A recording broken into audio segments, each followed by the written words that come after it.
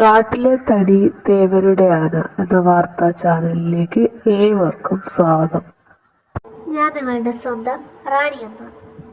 വാർത്തകളിലേക്ക്. ഹെൽമറ്റ് ഇല്ലാതെ യാത്ര ചെയ്തതിന് വെള്ളിമലയിലെ മൂങ്ങയെയും കുടുംബത്തെയും കാട്ടിലെ ക്യാമറ വഴി കാണുകയും അവർക്ക് ഫൈൻ നൽകുകയും ചെയ്തു. അതിസാഹസിക യാത്രയായതിനാലാണ് ഫൈൻ നൽകിയത്. അനധികൃത ഭൂമി കയ്യേറ്റത്തിന് മഞ്ഞക്കിളിയെയും കുടുംബത്തെയും പോലീസ് കസ്റ്റഡിയിലെടുത്തു. കുഞ്ഞൻമാനിന്റെ തലയിലാണ് ഇവർ കൂടുകൂട്ടിയത്. കങ്കാരു പാലസിൽ വർഷങ്ങൾക്കു ശേഷം ഒരു പൊന്നാമന വീണ്ടും ജനിച്ചു. കുഞ്ഞിനെ അതിൻ്റെ അമ്മ കളിക്കാൻ വിടുന്ന ദൃശ്യങ്ങളാണ് ഇപ്പോൾ നിങ്ങൾ കാണുന്നത്.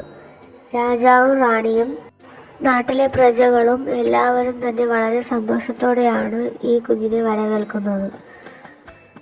തൂക്കണാങ്കുരുവി ഹോട്ടലിൽ താമസിക്കുന്ന 6 ഹോട്ടൽ ഉടമയ്ക്ക് റൂം ഉപയോഗിച്ച ശേഷം പൈസ കൊടുക്കുന്നില്ല എന്ന പരാതിയെ തുടർന്ന് നടന്ന അന്വേഷണത്തിൽ 3 മഞ്ഞക്കിളികളെയും 2 തൂക്കണാങ്കുരുവികളെയും പോലീസ് കസ്റ്റഡിയിലെടുത്തു. ഓലഞ്ഞാലും കിളിയുടെ ഈ ചെറിയ ബിസിനസ്സിനെ തകർക്കാൻ നോക്കുന്നവർക്കെതിരെയാണ് പോലീസിന്റെ അതിശക്തമായ നീക്കം. ഇതിനെ വന ഗവൺമെന്റ് അഭിനന്ദിച്ചു. എല്ലാ വീട്ടിലും ഓരോ ഫാൻ എന്ന ആവശ്യവുമായി ചിന്നൻ പൂച്ച രംഗത്ത്.